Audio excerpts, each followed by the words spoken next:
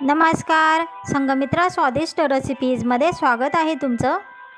मुळ्याचे पानं खूप पौष्टिक असतात, पण काही लोक त्यांना फेकून देतात. पण आम्ही हे मुळ्याचे पानं जेवणाबरोबर जसे मुळा खातात तसे कच्ची खातो व ह्या मुळ्याच्या पानांची चविष्ट अशी भाजीही तयार होते. वेगवेगळ्या प्रकारे भाजी तयार होते. तर आपण आज ह्या मुळ्याच्या पानांच्या एक प्रकारची भाजी बघणार आहोत. सुकी भाजी आपण करणार आहोत मुळ्याच्या पानांची.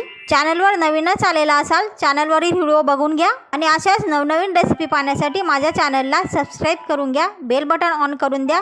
फेसबुकवर हा व्हिडिओ बघत असाल तर फॉलो नक्की करा, म्हणजे तुम्हाला प्रत्येक व्हिडिओची नोटिफिकेशन मिळत राहील. लाईक, कमेंट व शेअरही नक्की करा. चला मग आता किचनमध्ये जाऊया भाजी बनवण्यासाठी. मुळ्याच्या पानांची भाजी करायची आहे. तर हे मुळ्याचे पानं घेतलेले आहेत आपण. ह्या भाजीचे आपण पानंच टाकणार आहोत आणि ह्या पानांच्या जे दांडे आहेत ते आपण काढून टाकणार आहोत. त्या शिजत नाहीत, त्यामुळे फक्त पानंच आपण भाजीमध्ये टाकणार आहोत. भाजीचे पानं काढल्यानंतर स्वच्छ धुवून घेऊ आणि नंतर चिरून घेऊ. भाजी धुवून चिरून तयार आहे. आपण आता हिला शिजवून घेणार आहोत. सुकी भाजी करायची आहे, त्यामुळे हिच्यामध्ये पाणी घालायचं नाही. मंद गॅसवर पाणी न घालता झाकण ठेवून आपण आता ही भाजी शिजवून घेणार आहोत.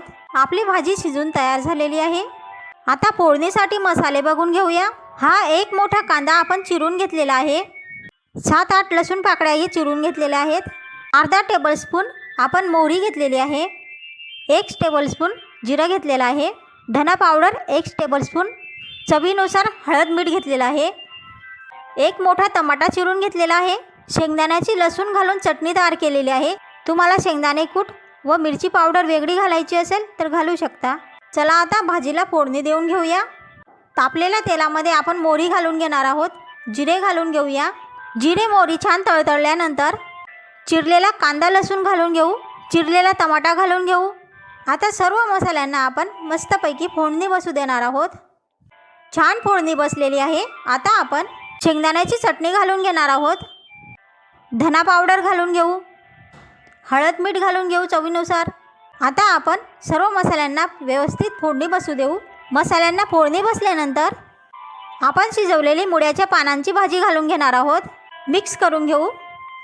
मुळ्याच्या पानांपासून चविष्ट अशी सुकी भाजी तयार झालेली आहे. नक्कीच करून खा आणि कशी झाली तेही सांगा. आणि नवीनच आलेला असाल चॅनलवर तर असेच नवनवीन रेसिपीचे व्हिडिओ पाहण्यासाठी चॅनलला सबस्क्राईब करून घ्या. बेल बटन ऑन करून द्या. फेसबुकवर बघत असाल तर फॉलो नक्की करा, म्हणजे तुम्हाला माझ्या प्रत्येक व्हिडिओची नोटिफिकेशन मिळत राहील. व्हिडिओला लाईक करून द्या आणि छानशी कमेंट करायलाही विसरू नका. चला मग आता भेटूया पुढच्या रेसिपीमध्ये. तोपर्यंत स्वतःचीही काळजी घ्या, स्वतःच्या कुटुंबियांचीही काळजी घ्या. पुढच्या रेसिपीपर्यंत नमस्कार.